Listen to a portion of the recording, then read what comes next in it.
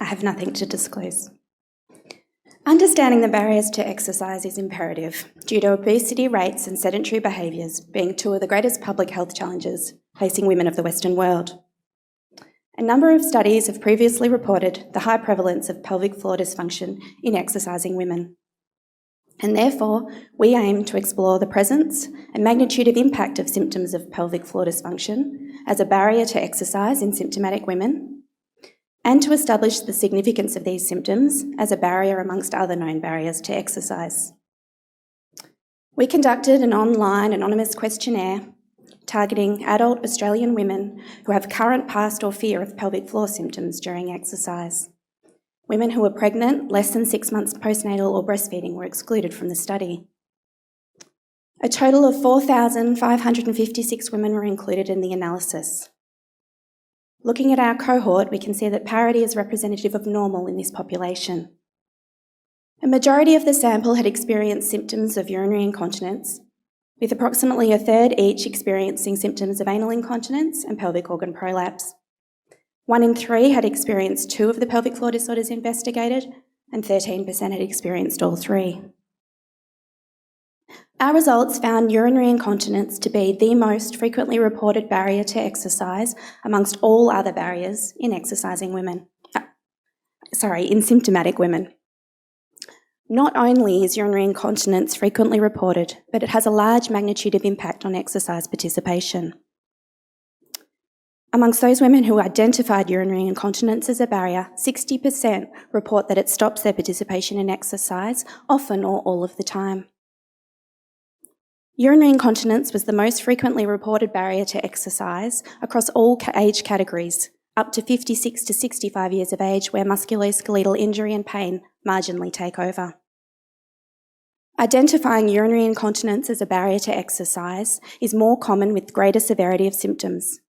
But surprisingly, even in those with very mild symptoms, 1 in 4 still report urinary incontinence to be a barrier to exercise. Urinary incontinence had the greatest impact on exercise participation, but even in other pelvic floor dysfunction subtypes, we see a substantial impact on exercise participation.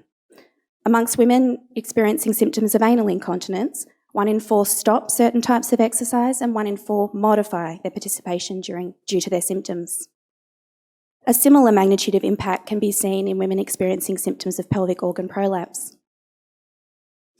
In conclusion, of all the many barriers to exercise that symptomatic women face, urinary incontinence was the most prevalent, causing a large proportion of women to stop or modify their participation. This held true even in very young women and those with mild symptoms, groups we would not typically expect urinary incontinence to be a barrier for. Symptoms of both pelvic organ prolapse and anal incontinence also demonstrate a substantial impact, causing women to stop or modify their participation. Thank you.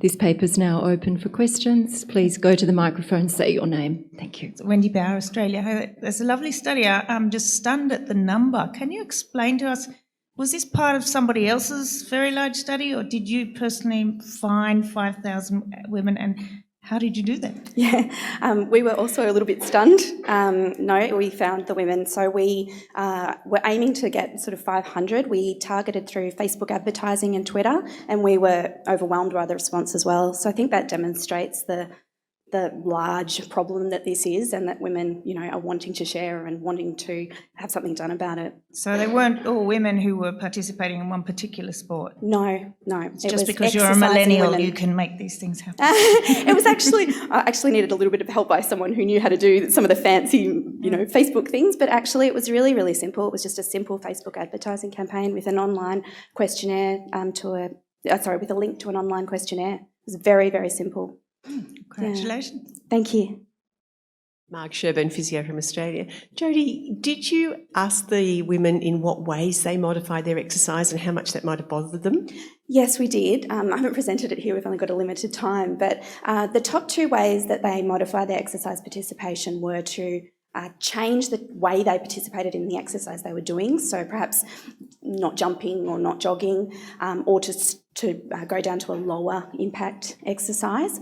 The other two that were really highly prevalently reported and was concerning to me was that some of them reported they were exercising less often, which I think is a concern from being able to meet the National Physical Activity Guidelines.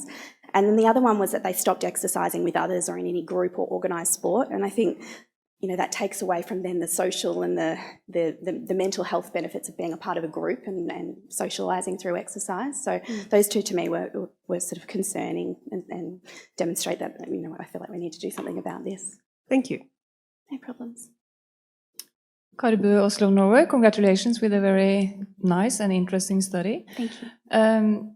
It's very good that we have more information about the barriers. So what you are doing on that is very good. I was just wondering, when you do this Facebook, collecting of data, and you present prevalence rates, is that really possible? Because you have a selected group of women who are... No, they're not. I see what you mean. So they're not prevalent amongst the general population, but we're just reporting the frequency of how prevalent that barrier is. So not a prevalence of it being a barrier amongst, like Ingrid Nargaard's study, which was again amongst women who did and didn't have symptoms. These were all asymptomatic women. Because it will be an overestimation in a way, because they will answer.